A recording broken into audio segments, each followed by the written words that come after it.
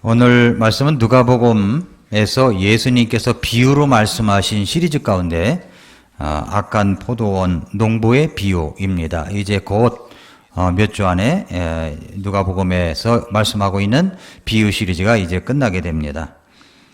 성경은 세계에서 가장 많이 팔리는 베스트셀러입니다. 베스트셀러 목록에는 없지만 베스트셀러입니다. 그러나 성경이 그렇게 많이 팔리는데 그렇게 많이 안 읽는 책도 없다는 겁니다. 성경책 읽고 계십니까? 읽는 게 쉽지 않죠? 쉽지 않아요. 핸드폰은 가까이 있어도 성경은 또 멀리 있을 수가 있고, 핸드폰 보는 시간 한 10분의 1만 빼내도 제가 볼 때는 그 성경은 충분히 읽을 수 있다고 생각하는데, 이건 이론이고 실제로 가면 그게 참 쉽지가 않은 것 같습니다. 근데 이제 성경을 읽다 보면은요, 어떤 말이 있냐면은, 내가 성경을 읽고 있잖아요. 그런데 나중에 보면요, 성경이 나를 읽고 있어요. 나를. 내 마음을 읽고 있고, 내 생각을 읽고 있고, 그런 체험까지 이제 가게 됩니다. 지금 성경 통독을 하고 있는 분들은 아마 그런 경험을 갖게 될 것이라고 생각합니다. 내가 성경을 읽고 있는데 성경 말씀이 나를 읽고 있다는 경험, 그 경험을 가질 수가 있습니다. 그러다 보면은 그 말씀에 붙들려 가지고 부들부들 떨기도 하고, 또 그 말씀이 무서워서 지금까지 하던 나쁜 습관도 버리게 되고, 그 말씀이 나의 마음을 적시어 울기도 하고 또 뭉클하기도 하는 그런 경험을, 그 성경을 가까이 하면서 성경을 읽거나 필사를 할 때 느낄 수 있는 것들입니다. 어떤 주일학교 선생님이 학생에게 물었습니다. 어린이 여러분, 성경 안에는 무엇이 들어있나요? 그랬더니 학생이 하나 손을 딱 들더니 우리 형아 성경책에는 형 애인 사진이 들어있어요. 그러더래요. 여러분, 여러분의 성경책에는 무엇이 들어있습니까? 하나님의 말씀이 들어있죠. 하나님의 말씀이 들어있습니다. 자, 성경은 하나님의 말씀입니다. 그런데 성경을 읽다 보면 이 성경이 우리에게 있어서 관계에 대하여 이야기하고 있구나라는 걸 깨닫게 돼요. 관계에 대하여. 성경을 읽을 때마다, 묵상할 때마다, 큐티할 때마다 세 가지를 대입해서 말씀을 읽으면 아주 말씀이 의미가 마음에 와 닿습니다. 세 가지인데, 첫째는 이 성경은 하나님에 대하여 뭐라고 말씀하고 있는가? 하나님에 대하여. 두 번째는 이 성경은 인간에 대하여, 사람에 대하여 무엇을 말씀하고 있는가? 그리고 세 번째는 가장 중요한 것인데, 예수 그리스도에 관해서 무엇을 말씀하고 있는가? 이 세 가지를 찾아내면 굉장히 도움이 됩니다. 굉장히 도움이 돼요. 성경은 처음부터 하나님과의 관계에 문제가 생긴 인간에 대해서 무수히 말씀하고 있습니다. 죄가 들어와서 하나님의 관계를 단절시켰죠. 그리고 이 사람의 문제는 죄의 문제입니다. 죄 때문에 고통받고 관계가 갈라지고 원수가 생겨나기도 하고, 또 마음의 감정이 풀어지지 않아 고통받는 많은 문제가 생겼습니다. 그런데 하나님과 인간 사이에 그 죄 문제를 해결하기 위해서 찾아오신 분이 예수 그리스도죠. 그렇기 때문에 제가 세 가지를 말씀드렸죠.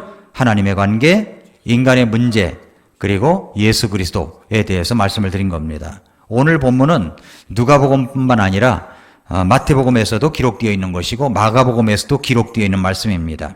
흔히 이 예수님의 비유를 들어서 악한 포도원 농부들의 비유라기도 하고, 그리고 또한 포도원 소작인의 비유라고 부르기도 합니다. 이 비유가 뜻하는 바가 도대체 무엇일까요?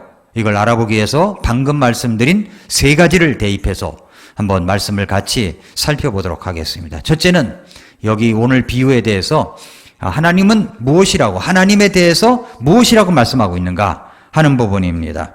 하나님에 대해서 뭐라고 말씀하고 있을까요? 이 하나님에 대해서 세 가지를 찾아낼 수가 있습니다. 첫째는 하나님은 관대하신 하나님이시다라고 하는 겁니다. 관대하신 하나님. 20장 9절을 보세요.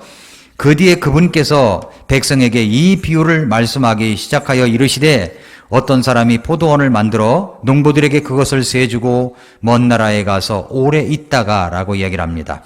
이 비유에서 어떤 사람이라고 그랬죠? 이분은 누굴까요? 이분은 바로 하나님을 나타내는 것입니다.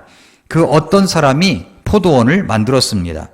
마가복음 12장 1절에 보면은 포도원을 만들긴 만들었는데 어떻게 구체적으로 만들었느냐 했더니 어떤 사람이 포도원을 만들어 그 주변에 울타리를 두르고 포도즙 짜는 틀 놓을 곳을 파고 망대를 세운 뒤 농부들에게 그것을 세주고 떠났다라고 되어 있습니다. 포도원을 만들었습니다. 주변에 울타리를 만들었습니다. 그뿐만 아니라 포도즙 짜는 틀을 만들어 놨습니다. 망대를 세웠습니다. 무슨 말입니까? 농부가 와서 그 농사를 할 수 있도록 모든 것을 다 세팅해 놓았다는 말이죠. 농부가 와서 한 일은 별로 없어요. 그저 자기는 관리할 뿐입니다. 예. 그런데 포도원 주인이 다 해놓은 거예요. 그리고 어떻게 했습니까? 세를 주고 먼 나라로 간 것입니다. 여기서 세를 주었다는 것을 유의해서 봐야 돼요. 세를 주었다고 했습니다. 세를 준 거예요. 거저 준 것이 아닙니다. 세를 주었습니다. 그렇다면 농부는 뭘 내야 돼요? 세를 내야 되겠죠. 세를 내야 됩니다. 그런데 이 포도원 주인은 먼 나라에 가서 오래 있다가 돌아옵니다. 그러니까 그 사이에는 세를 받지 않았다는 말이죠. 이 어떤 사람의 행동을 보면서 우리는 여기서 하나님의 속성을 읽을 수가 있습니다. 관대한 분이에요. 관대한 분. 그는 이 아름다운 포도원을 만들기 위해서 수고를 많이 한 분입니다. 정성스럽게 포도원을 만들어 놓았습니다. 그리고 거의 거저 세를 준 거예요. 얼마 있다가 포도원의 열매로 세를 받으려고 사람을 보냈을 때에도 꼭 돈을 받겠다라는 의미가 아니라 그 포도원은 누구 것이냐라는 확인 같은 것입니다. 이 포도원이 누구 거냐? 내가 세를 내면은요, 세를 내면서 이것은 주인이 따로 있지 라고 생각이 들 수가 있죠. 세를 안 내고 계속 자기가 한다면은 이게 내 것이구나라는 인식이 있는데 그 누구 것이냐라는 확인하는 의미에서 이 주인이 세를 받으려고 했던 것입니다. 여기서 우리는 생각해봐야 될 것이 있어요. 포도원은 뭘 말합니까? 우리의 삶의 터전을 말합니다. 우리의 삶의 터전. 그런데 우리 삶의 터전에 하나님께서 우리에게 모든 필요한 것들, 삶의 조건들을 다 선물로 주셨습니다. 선물로 주셨어요. 우리가 이 점을 분명하게 할 필요가 있습니다. 여러분에게 있는 삶을 이루어 나가기 위해 삶의 조건들이 다 있는데 하나님이 여러분에게 주신 것이라는 사실을 여러분은 믿으십니까? 정말 믿으십니까? 여러분의 삶의 조건들이 하나님이 주신 것들이라는 거. 우리는 착각하고 살 때가 있어요. 내 거라는 것. 내 거라는 착각입니다. 대단히 중요해요. 이렇게 믿는 것은 대단히 중요한 거예요. 내 삶의 주인이 누구인가를 확인해야 하는 거죠. 야고보서 1장 11절에 뭐라고 그러냐면은 모든 좋은 선물과 모든 완전한 선물은 위에서 오며 위에서 온대요. 좋은 선물이 위에서 온대요. 빛들의 아버지로부터 내려온다고 그랬습니다. 선물이 내려옵니다. 모든 좋은 선물, 모든 완전한 선물 내려옵니다. 빛들의 아버지로부터. 저는 가끔 생각합니다. 내가 사랑할 수 있는 사람들을 주신 것 하나님의 선물입니다. 내가 목회할 수 있는 이 삶의 터전, 우리 집사님들, 사랑하는 성도님들, 여러분 한 분 한 분들을 하나님께서 저에게 붙여주셨습니다. 소중한 선물이라고 생각합니다. 제가 사랑하는 아내, 사랑하는 우리 딸들, 그리고 사이들, 손주, 손녀 모두 다 하나님이 주신 선물들이에요. 선물들.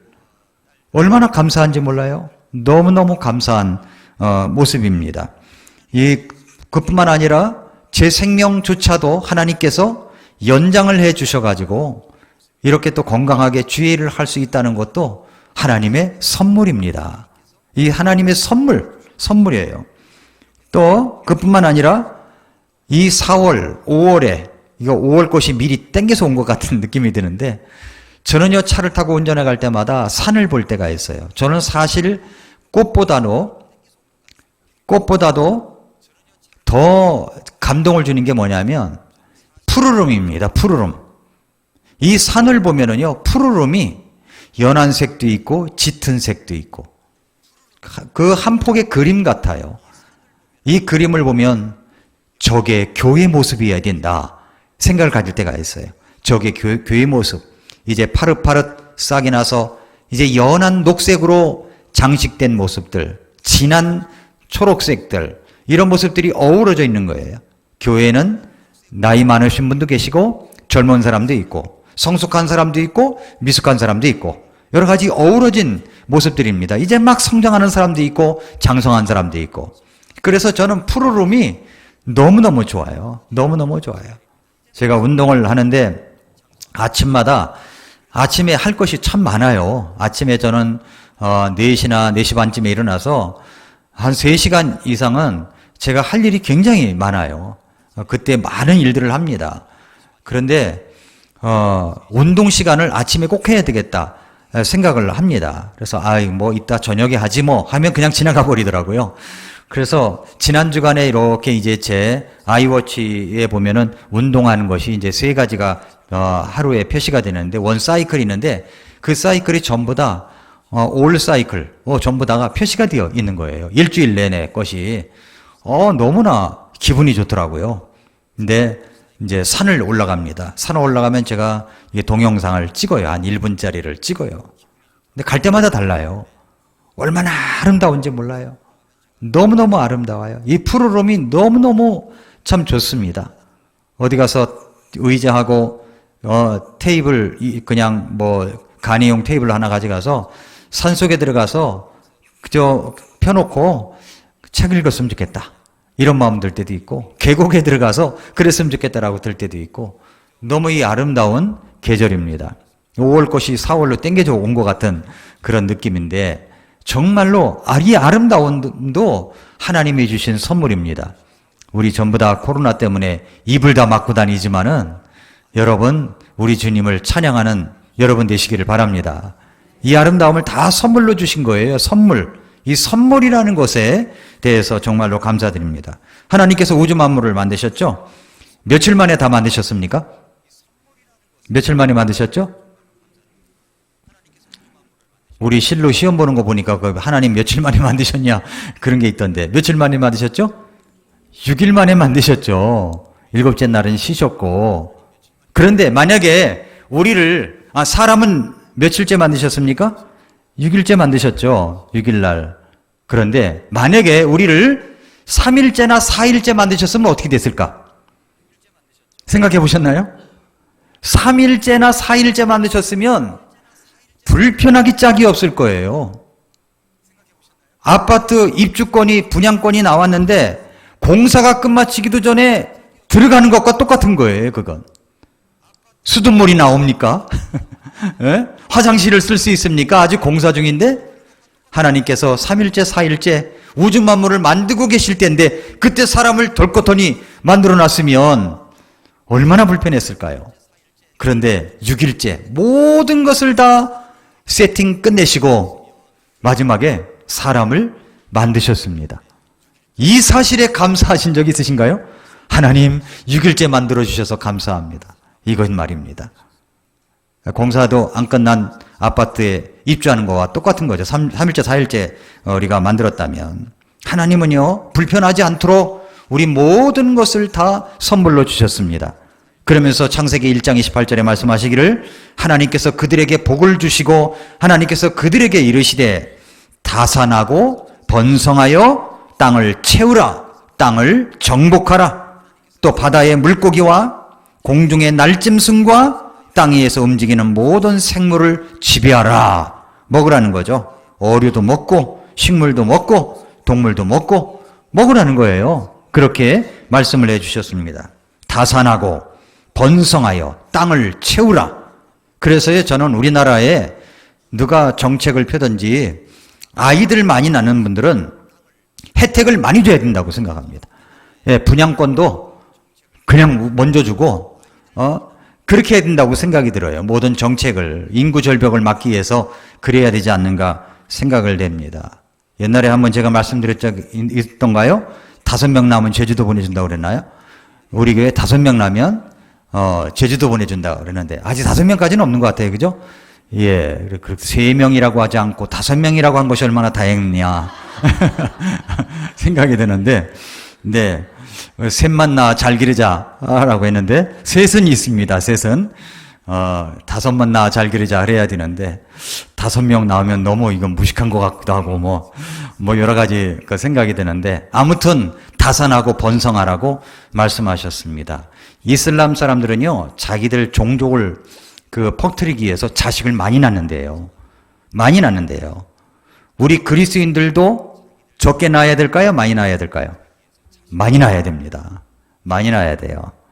아직 아이를 낳을 수 있는 능력이 되신 분들 참고하시기 바랍니다. 예, 결혼하실 분들 참고하시기 바랍니다. 결혼 합의서 쓸 때 5 낳아도 된다고 하는 사람하고 결혼하든지 아무튼 다산하고 번성하라고 그랬어요. 근데 모든 세팅을 끝내놓고 주님께서 이 말씀을 하셨다고요. 얼마나 감사합니까? 그러니까 하나님은요 관대하신 하나님이세요. 관대하신 하나님. 하나님은 아름다운 포도원과 같은 삶의 터전을 우리에게 아낌없이 주신 분입니다. 예수님 당시에도 매우 부유한 유대인 상인들이 있었습니다. 근데 유대인 상인들이 멀리 외국에 갈 때는 믿을 만한 사람을 자기가 경적하던 곳을 맡겨놓고 갔어요. 맡겨놓고. 그렇습니다. 여러분, 하나님은 그처럼 우리를 믿어주시고 이렇게 아름다운 삶의 터전을 우리에게 주신 것입니다. 그러므로 우리가 알아야 될 것은 하나님은 관대한 하나님이라는 것을 인정해야 됩니다. 나에게 주신 것이 많습니다. 재능도 주셨습니다. 건강도 주셨습니다. 물질도 주셨습니다. 가족도 주셨고요. 교회도 주셨습니다. 교회도 나 같은 죄인을 살리신 구원도 주셨습니다. 여러분 이 사실을 믿으십니까? 하나님은 관대하신 하나님이십니다. 여기서 하나님의 모습을 발견할 수 있고요. 두 번째는 하나님의 모습을 또 발견할 수 있는데 인내하시는 하나님의 모습을 우리가 그려볼 수가 있습니다. 포도원 주인은 먼 나라로 가서 오래 있다가 이제 돌아오죠. 그래서 자기가 새를 주었으니까 포도원에서 나는 열매를 새로 달라고 사람을 보냅니다. 그런데 포도원 주인이 새를 준 곳에서 새를 요구하는 것은 당연한 거죠. 바치라고 하든 달라고 하든 그건 주인 마음이죠. 그런데 새를 받아 포도원을 관리하는 이 농부들이 어떤 태도를 가지고 있습니까? 여기 10절에 보니까 20장 10절에 보니까 철의 이름에 농부들이 포도원의 열매를 자기에게 바치게 하려고 그들에게 한 종을 보내었으나 농부들이 그 종을 때리고 빈손으로 보내니라. 아니 새 받으러 온 사람을 때리고 보냈다는 거예요. 새를 준 곳에서 포도원에 열매를 새를 받기 위해서 직원을 보냈는데 그 직원을 때리고 빈손으로 돌려보내요? 아니 어떻게 이럴 수가 있습니까? 이럴 수 없는 거죠. 여러분 같으면 이런 경우를 만났을 때 어떻게 하시겠어요? 당장 나가라고 할 것입니다. 당장 쫓아낼 거예요. 폭행죄로 쳐넣을지도 모릅니다. 저는 어렸을 때 정말 싫은 기억이 있어요. 싫은 기억이 뭐냐면 우리 어머니가 누구네 집에 가서 돈 좀 받으러 오라고 하는 거. 이거 정말 싫었어요. 가서 돈 좀 받으러 와서 아주머니 그러면 웬일이냐? 저희 어머니가 지난번에 빌려드렸던 돈 좀 달라고 하시는데요. 그럼 그 아주머니가 저를 보고 아유 그러니 미안해서 어쩌니 엄마한테 가서 조금만 기다리라고 해줄 수 있겠니? 이렇게 정중하게 이야기해야 되는 거 아닙니까? 근데 기억에 뭐냐면은요 굉장히 당당했어요 이분이. 지금은 없다. 나중에 준다고 그래라. 그러는 거예요. 나 아들인데 아들한테 그 말을 하는 거예요. 지금처럼 설이 있었다면 그냥 넘어가지 않았겠죠. 그러면 뭔가 굉장히 좀 미안한 사람처럼 하고서 이제 집으로 돌아와서 어머니한테 이야기하면 또 어머니가 그분을 야단쳐야 되는데 저한테 못 받아왔다고 또 야단을 치시고 그러시는데 그게 이제 싫은 기억이에요. 싫은 기억이에요. 또 하나의 기억은 뭐냐면 누구네 집에 가서 돈을 나중에 준다고 그래라. 나중에 준다라 그래라. 그 기억도 너무 싫어요. 그 기억도. 근데 여기서 지금 강조하는 게 뭐냐면 세를 받으러 갔으면 세를 사는 사람이 세입자가 주는 게 마땅한 겁니다. 그런데 여기 지금 세입자는 어떻게 하고 있습니까? 보낸 사람을 때리고 보냈다는 겁니다. 때리고 보냈어요. 그런데 이 포도원 주인은 어떻게 합니까? 11절 보세요. 11절 말씀. 그가 다시 다른 종을 보내니 그들이 그도 때리고 수치스럽게 대하며 빈손으로 보냈다라고 합니다. 여러분 마가복음 12장 4절을 한번 열어보세요. 마가복음 12장 4절.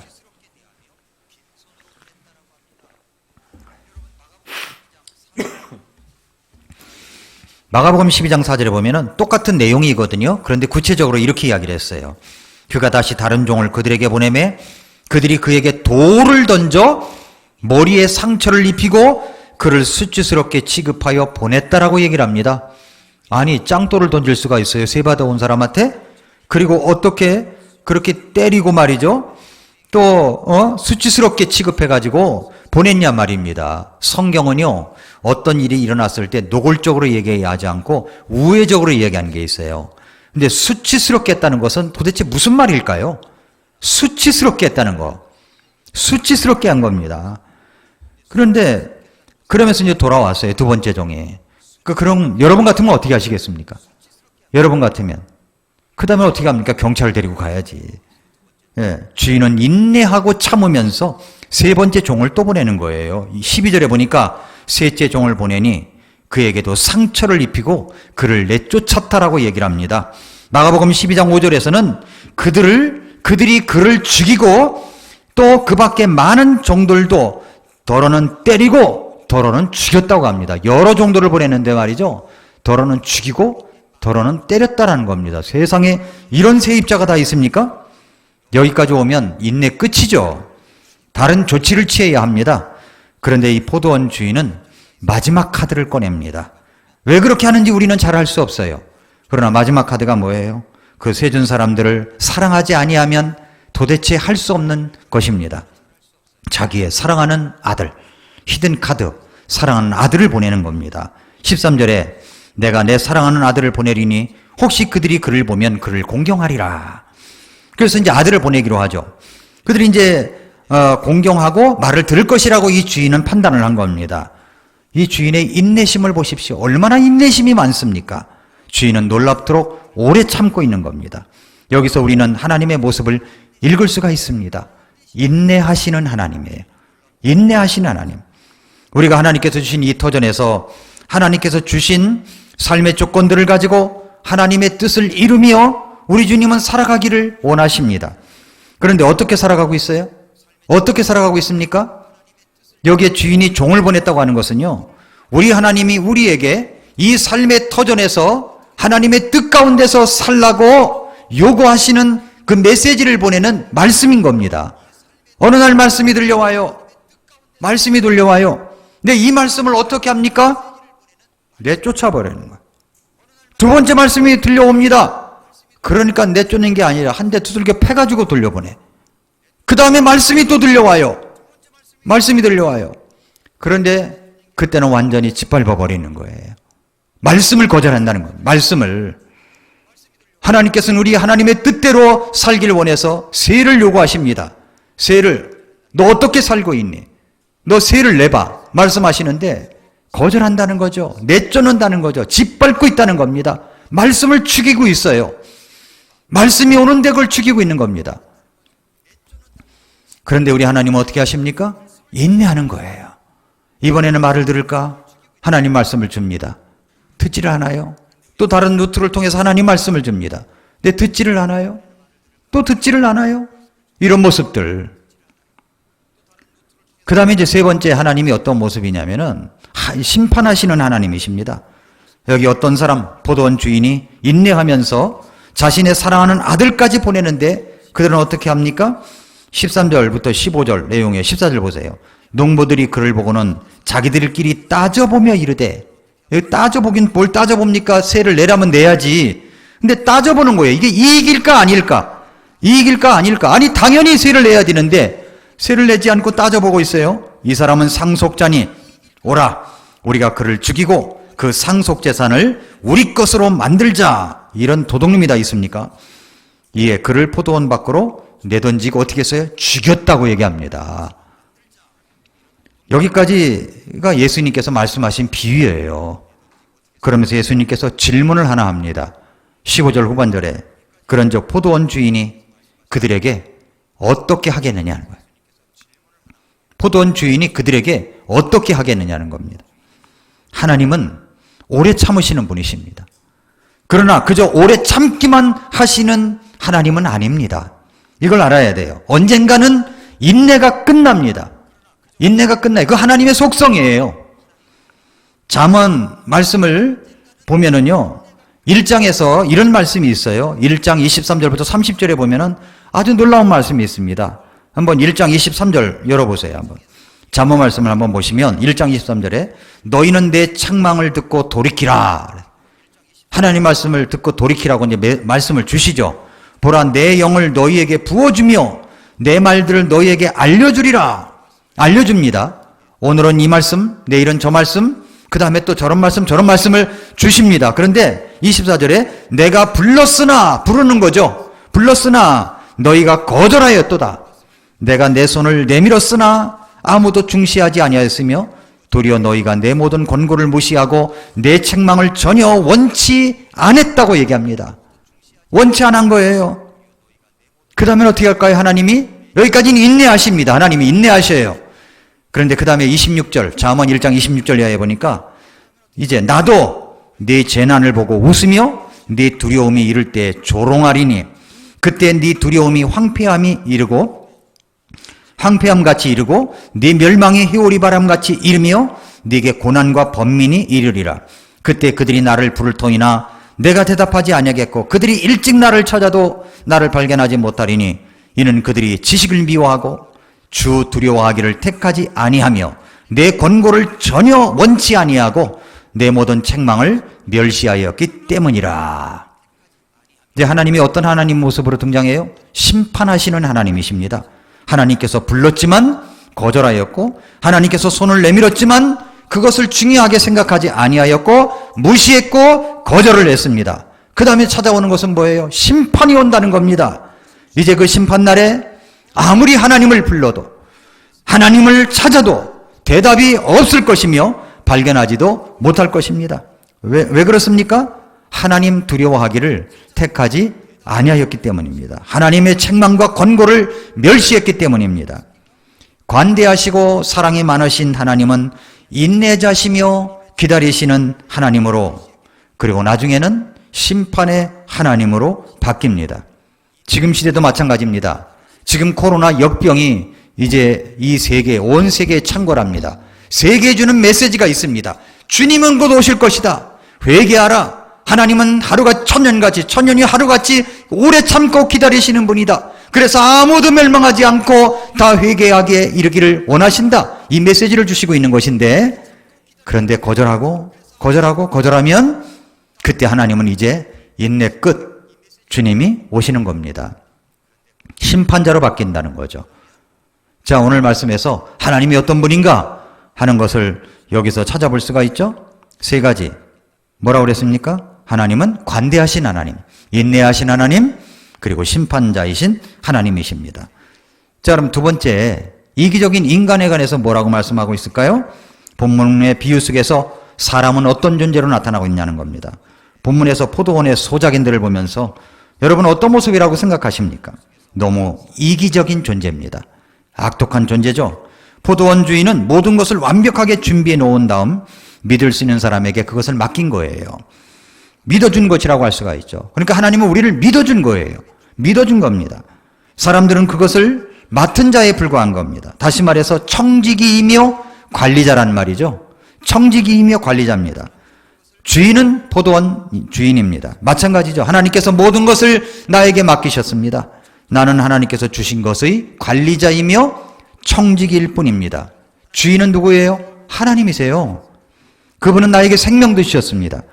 남편도 주셨고 아내도 주셨습니다. 부모님도 주셨습니다. 자식도 주셨습니다. 내게 재능도 주셨어요. 돈을 벌 수 있는 능력도 주셨습니다. 시간도 주셨습니다. 나는 그것을 맡은 자에 불과한 거예요. 그런데 그 맡은 자의 탈선, 이 청지기의 탈선이 언제부터 시작됩니까? 그 맡은 것이 내 것이라고 할 때부터인 겁니다. 내 것이라고 생각하는 거예요. 모든 것이 하나님의 것인데 그 하나님의 것을 내 것으로 만들기 위한 음모를 꾸미기 시작할 때부터 탈선은, 타락은 시작되는 것입니다. 14절 15절 보세요. 농부들이 그를 보고는 자기들끼리 따져보며 이르되, 뭘 따져요? 따지기는 내 것이 아닌데, 근데 따지고 있다고요. 이 사람은 상속자니 오라, 우리가 그를 죽이고 상속재산을 우리 것으로 만들자. 그렇게 한 겁니다. 아들을 죽이면 하나님의 것이 자기 것이 될 수 있다는 착각입니다. 엄청난 착각이죠. 그러니까 인간이라고 하는 것은요, 하나님의 것을 내 것으로 주장하려고 하는 이기적인 모습이 있습니다. 분명 하나님의 소유인 줄 알면서도 우리 것으로 주장하려고 하는 거죠. 내 것이라고 주장해요. 이기적인 인간의 모습인 것입니다. 성경에서 어리석은 부자의 비유에 대해서 말씀을 드릴 때 그 어리석은 부자와 닮지 않았습니까? 그럼 뭐라고 했어요? 소출이 많아지니까 많은 것을 가지고 이것을 가지고 어떻게 하나님을 섬길까를 생각하는 것이 아니라 뭐라고 그랬습니까? 이제 내 열매를 쌓아둘 곳이 내게 없으니 어떡하면 좋아? 내가 이렇게 해야지. 내가 내 곳간을 열고 더 크게 지어 거기에 내 모든 열매와 물건을 쌓아두고 또 내 혼에게 말하기를, 혼아 네가 여러 해 동안 쓸 많은 물건을 쌓아뒀으니 편안히 쉬고 먹고 마시고 즐거워하자 한다는 겁니다. 이 부자에게 풍성하게 들어오는 수입을 보고 독백한 내용 속에서 우리는 무엇을 강조하고 있습니까? 그는 무엇을 강조하고 있어요? 바로 나라는 거예요. 내가 내 열매, 내 곡간, 내가 이렇게 하겠다. 나를 강조하고 있어요. 그러자 하나님이 뭐라고 말씀합니까? 너 어리석은 자여, 이 밤에 네게 네 혼을 요구하리니 그러면 네가 예비한 것들이 누구 것이 되겠느냐? 진정한 소유권의 등기를 자기 것으로 삼는 사람의 문제를 말하고 있습니다. 나의 목숨은 누구 거예요? 하나님의 것입니다. 나의 남편, 나의 아내, 내 자식, 내 부모님, 내 재산 모두 내 것입니까? 아니에요. 하나님께서 어리석은 부자에게 경고하신 말씀이 뭐예요? 너 어리석은 자요. 너 한순간에 날아갈 수가 있어. 말씀하시는 거죠. 하나님은 종종 진정한 소유권을 확인하시기 위해서 하나님의 종을 보내어 말씀하십니다. 세를 내라. 말씀하셔요. 세를 내라. 우리가 드려야 할 세가 뭡니까? 우리가 드려야 할 세가 뭐죠? 하나님이 가난해서 그 세 받아가지고 부자가 되기 위해서 말씀하시는 거예요? 아닙니다. 주인이 누군가를 확인하기 위해서 그런 거예요. 세를 내라 하는 거죠. 그 세가 나의 시간일 수 있고, 나의 재능일 수가 있고, 나의 은사일 수가 있고, 내 목숨일 수가 있고, 그리고 나의 물질일 수가 있는 겁니다. 우리는 말씀을 들을 때 마음에 감격이 있고 감사가 있다고 흥분할 때가 있습니다. 좋아할 때가 있어요. 그런데 그렇게 감사하면서 좋아하는 우리들에게 우리 주님께서 나에게 메시지를 주십니다. 내가 너에게 이렇게 복을 주었으니 이제는 네가 나를 위해서 너의 것을 주지 않겠니? 네 몸을 들여봐. 이제는 네 시간을 좀 내봐. 네 재능을 들여봐. 네 시간은 나의 것이다. 나를 위해서 써라 라고 말씀하고 있는 겁니다. 헌신하는 것까지는 용납할 수 있는 것인지 모르는데 세를 내라고요? 헌금을 내라고요? 그거는 좀 못할 것 같아요. 이렇게 한다는 거죠. 노래방에서는 노래를 잘해도요, 제가 찬양대는 헌신을 못하겠어요. 이런 것들. 형제님 여러분, 찬양대 헌신하시기 바랍니다. 찬양대. 노래 못하면 다 우리 지휘자께서 알아서 가르쳐 주십니다. 예. 은혜 시대에 지금은 이제 누구나 들어와도 돼. 예. 근데 좀 지나면 문 고로 잠그는 거예요. 예. 다 이제는 면접 과정 통해서 이제 있느냐 없느냐. 찬양대가 다 만장일치로 찬성하면 들어오고, 찬정 한 사람이라도 반대하면 못 들어오고. 이런 날이 왔으면 참 좋겠다 라고 생각이 듭니다. 오늘 오케스트라가 있고 찬양대 찬양을 보면서 앞으로 우리 교회 예배당을 짓는다면 어떻게 지어야 될까를 잠깐 생각했어요. 강대상이 여기 있으면 보통 독립침례교회에 강대상이 앞에 있으면요, 찬양대는 뒤에 있어요. 이렇게 뒤에. 이 뒤에. 오케스트라도 뒤에 있어요. 그래서 한 계단 밑에 오케스트라가 있어요. 이렇게. 그렇게 상상해 봤어요. 예배당을 지으면 저렇게 져야지. 이렇게 상상해 봤습니다. 아무튼 그걸 말하려고 하는 게 아니고, 찬양대, 노래방에서는 노래를 잘해. 100점도 나와. 100점도 막 나와. 그리고 뻑이요, 막. 근데 주님을 위해서 찬양 좀 해보라고 그러면은, 그거는 아니라는 거예요. 왜 하니까요? 해도 됩니다. 괜찮아요. 제가 용납할 테니까. 오셔도 돼요. 무슨 말씀을 드리는 거 하니? 내 것이라고 생각하지 마세요. 주님의 것을 주님께 드리세요. 제가 이제 나이를 하나씩 이렇게 먹어가다 보니까 이제 제가 아는 목사님이 오늘 은퇴식을 한대요. 은퇴식. 내 연세가 70이랍니다. 그래서 아니 언제 그렇게 나이를 드셨어요? 그랬더니 1년에 한 번밖에 안 먹었어. 근데 그렇게 먹었다는 거예요. 근데 제가 옛날에 그 은퇴하신 목사님이신데 목사님이 노래를 하는데 이 떨림 현상 있잖아요. 바이브레이션, 이게 떨림 현상이 굉장히 심하시더라고요. 아유, 목사님 왜 이렇게 저렇게 떨림이 심한가? 했는데 제가 그렇더라고요, 요즘에. 제가. 근데 이것도 근데 이 노래를 잘하는 가수들을 보면은 그런 현상들이 없어요. 왜 그럴까요? 계속 하니까 그런 거예요. 계속 하니까. 이거 내가 기타를 치고 우리 집사람 앞에서 노래를 안 불러서 그런가? 뭐 그런 생각도 들고 이러는데 계속 해야 돼요. 계속 안 하면은 이게 안 쓰는 근육인 줄 알고 그냥 죽어버리는 겁니다. 그러니까 노래도 계속 해야 돼요. 그래도 우리 성도님들 주일날 찬양 하잖아요. 세 곡, 네 곡은 하지 않습니까? 그런데 우리 찬양대 해보십시오. 연습하려고 토요일날 저녁에 정말 그 모습을 보면은 감동이 돼요. 토요일날 저녁에 모여가지고 같이 또 하고 거리에 상관없이 와서 하고 또 늦게 돌아가고 하는 모습이 참 아름답습니다. 왜 그럴까요? 내 것이 아니라고 생각하니까. 주님의 것이라고 생각하니까 주님께 돌려드리는 겁니다. 전 이건 아름다운 청직이라고 생각합니다. 물질도 마찬가지예요. 내 것이라고 주장하면요, 한없이 가난해져요. 마음도 가난해지고요. 그 인격이 가난해져요. 돈은 많을지 몰라요. 그러나 인격이 가난해져요. 그러나 내가 조금 부족해도 풍성하게 드리는 사람들이 있거든요. 이런 분들을 보면은 참 넉넉한 사람처럼 보입니다. 왜 성경은 헌금에 대해서 강조하고 있습니까?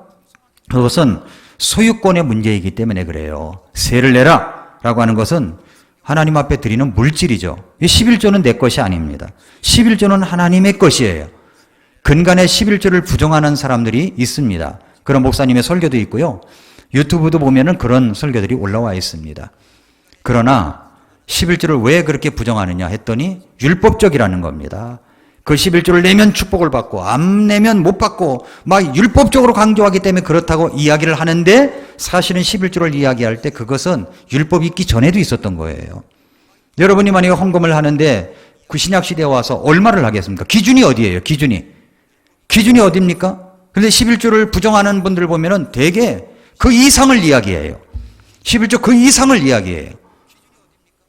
기준은 10의 1조.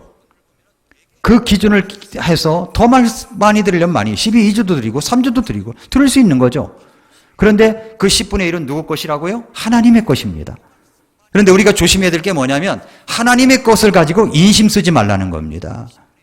어떤 분은 그 11조를 가지고 그 돈이 많다 보니까 11조가 있고 아니에요? 이거 가지고 선교사님들에게도 드리고 또 뭐 누구에게도 주고 이렇다는 거예요. 아니 왜 하나님의 거 가지고 그렇게 인심 쓰세요? 아니죠. 하나님의 것은 하나님께 드려야 되는 겁니다. 그건 하나님의 거예요. 내 게 아니에요. 나머지 10분의 9를 가지고 인심을 써야죠. 10분의 1은 하나님의 것입니다. 세를 내라. 내야 되는 겁니다. 하나님 앞에. 이거는 그러나 억지로 하지 말고 인색함으로 하지 말고 진정한 자원함으로 기쁨으로 하나님 앞에 할 수가 있는 것입니다. 그래서 이렇게 소유권의 인정의 문제가 우리 인간에게 대두되어 있습니다. 인간은 어떻게 합니까? 반역을 해요. 반역. 사람은 참 이기적인 존재예요. 너무 이기적인 존재예요. 오늘 말씀은 단순히 인간은 이기적이다 하는 사실을 강조하려고 하는 게 아닙니다. 인간은 이기적일 뿐만 아니라 반역자라는 사실까지도 보여주시고 있는 것입니다. 사람들은 적은 어떤 그 사람의 어떤 세를 내지 않기 위해서 주인이 보낸 사람을 어떻게 대했습니까? 처음에는 때리고 빈손으로 보냈습니다. 그 다음에는요, 돌을 던져 상해를 입히고 수치스럽게 하고 죽이기도 하고 빈손으로 흘려보냈습니다. 죽이기도 하고 폭행을 저질렀습니다.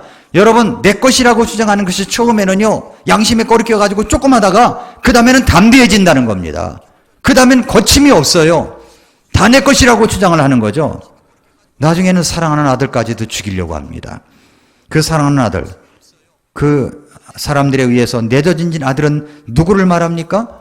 히브리서 1장 1절부터 2절에 보면은 지나간 때는 여러 시대의 다양한 방식으로 대언자들을 통하여 조상들에게 말씀하신 하나님께서 이 마지막 날들에는 자신의 아들을 통하여 우리에게 말씀하셨으며 그분을 모든 것의 상속자로 정하시고 또 그분으로 말미암아 세상들을 만드셨느니라 했습니다. 지금까지 하나님께서 여러 대언자들을 보내셨죠. 하나님의 사람들을 보내셔서 말씀하셨습니다. 그런데 그것을 듣지 않으니까 마지막에 아들까지도 보내신 겁니다. 그게 마지막 세 번째, 예수 그리스도에 대해서 말씀하시고 있는 내용입니다. 마지막에 보낸 아들은, 하나님의 아들인 예수 그리스도를 말씀하신 것입니다. 그리고 이 비유는 사랑받으신 하나님의 아들 예수 그리스도께서 이 땅에 오셔서 사람들에게 배척당하며 그리고 고난을 받으시고 죽으심을 당하신다는 사실까지도 이야기하고 있는 겁니다. 예수님께서 비유로 말씀하신 내용 가운데 소작인들이 하는 말을 예수님께서 직접 하시고 있잖아요. 14절에 농부들이 그를 보고는 자기들끼리 따져보며 이르되 이 사람은 상속자니 오라 우리가 그를 죽이고 그 상속재산을 우리 것으로 만들자. 농부들의 생각 속에 들어있는 생각을 드러내셔서 예수님께서 직접 말씀하시고 있는 거죠. 예수님께서 이야기를 하신 시점이 며칠 후면 십자가에서 달려 죽으실 때입니다. 그런데 이 말씀을 하시는 예수님의 심정을 한번 헤아려 보셨습니까? 포도원 밖으로 내던지고 죽임을 당했다. 그 본인의 일을, 예수님의 일을 예수님께서 지금 직접 말씀하시고 있는 것입니다. 우리는 그렇지 않습니까? 어떤 고난이 닥칠 때 어떤 고난이 올지 모른다고 겪는 것이라면, 어떤 고난이 올지 모르고 겪는 것이라면 어느 정도 견뎌낼 수가 있어요. 몰랐으니까. 그런데 어떤 아픔을 겪을 때 그 고통의 정도를 알아요. 예, 고통이 0부터 1까지 있는데 고통의 정도가 0이에요. 0. 그러면 10이면 그 10의 고통을 당할 것을 내가 알고 거기에 임합니다. 그게 얼마나 고통스러운 건지 아십니까? 너무 고통스러운 거죠. 괴로운 일이죠. 사람들에게 배척을 당할 것입니다. 침뱉음을 당할 것입니다. 모욕을 당할 것입니다. 채찍에 맞으실 것입니다. 십자가의 사형을 당할 것입니다. 양손에 못이 박힐 것입니다. 양발에 못이 박힐 것입니다. 창으로 내 옆구리를 찔러서 물과 피를 다 쏟으실 것입니다. 그리고 운명하실 것입니다. 이것을 예수님이 알고 계시다고요. 알고 계시면서 이 말씀을 지금 하시고 있는 것입니다. 얼마나 힘드신 말씀입니까? 그러나 예수님은 어떻게 하셨어요? 이제 그렇게 예수님은 십자가에서 죽으셨죠. 여러분과 저의 모든 죄를 용서하시기 위해서 그러신 거죠. 근데 예수님은 어떻게 되셨어요? 여기 17절, 18절에 예수님은 이렇게 설명해 주신 것으로 끝을 냅니다. 그분께서 그들을 보시며 이르시되 그러면 기록된 바 건축자들이 버린 돌, 바로 그 돌이 모퉁이의 머릿돌이 되었느니라 한 이 말씀이 무엇이냐? 건축자들이 버린 돌은 예수님을 말씀합니다. 그렇게 예수님은 버림을 받으실 겁니다. 그렇게 예수님은 십자가에서 죽으실 것입니다. 그런데 그들이 그분이 모퉁이의 머릿돌이 되었다고 하십니다. 그 돌이 한 건물의 주추를 이루는, 반듯한 건물을 이루는 주춧돌이 되었습니다. 예수님은 자신은 죽지만 다시 부활한다는 사실을 강조하시고 있는 것입니다. 예수님은 사망을 이기시고 부활하셨습니다.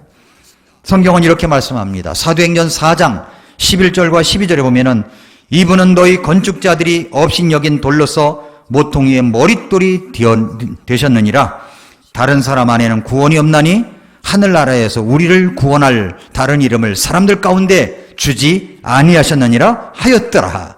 그렇습니다. 건축자들이 업신여긴 그 돌이 모퉁이의 머릿돌이 되셨습니다. 무슨 말입니까? 12절이 해석인 거예요. 사도행전 4장 12절이 다른 사람 안에는 구원이 없다는 겁니다. 불교를 통해서도 구원받을 수가 없습니다. 유교를 통해서도 구원받을 수가 없습니다. 또 이슬람이나 마호멧을 통해서도 구원받을 수가 없습니다. 하늘 아래에서 우리를 구원할 다른 이름을 우리에게 주신 일이 없습니다.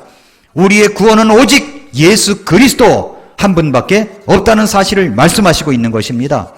그런데도요, 강단 앞에서는 예수님만이 구원입니다 라고 해놓고 뒤에서는 뭐라고 했냐면은 불교를 통해서도 유교를 통해서도 이슬람교를 통해서도 하나님께로 갈 수 있다고, 구원받을 수 있다고 외치는 목사님들이 있습니다.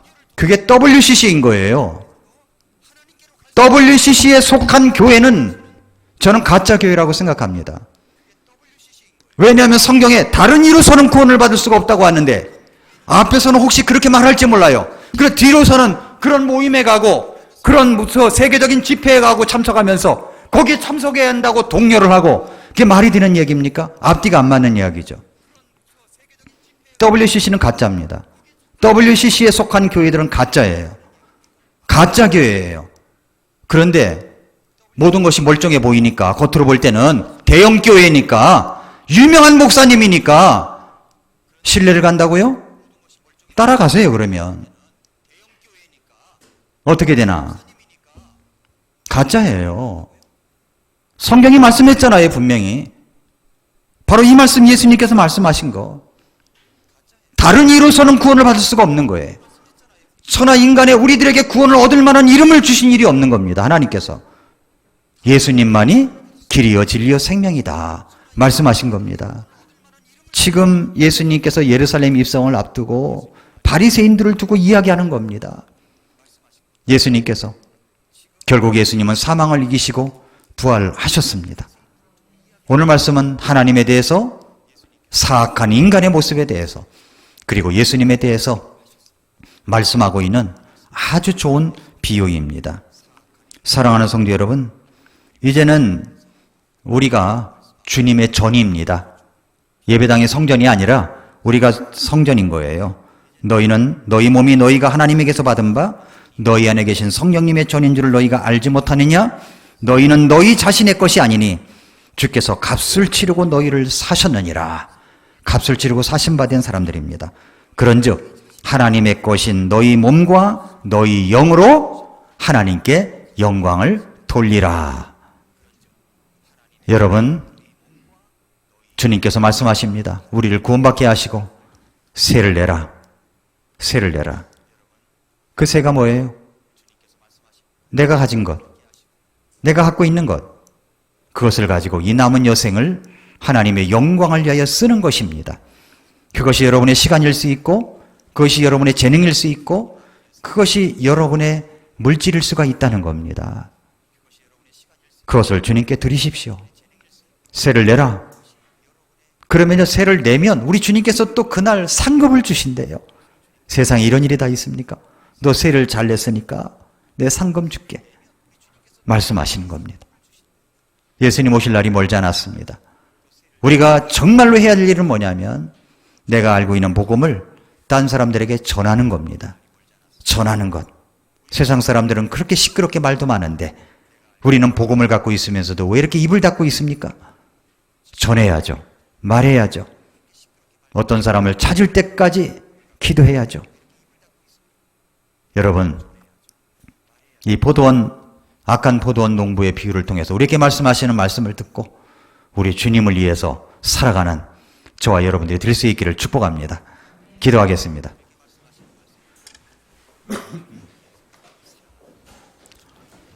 이 시간 조용히 머리 숙여서 기도할 때에 사랑하는 성도 여러분, 오늘 예수님께서 십자가 죽음을 앞두시고 악한 포도원 농부의 비유, 포도원 소작인의 비유를 말씀하셨습니다.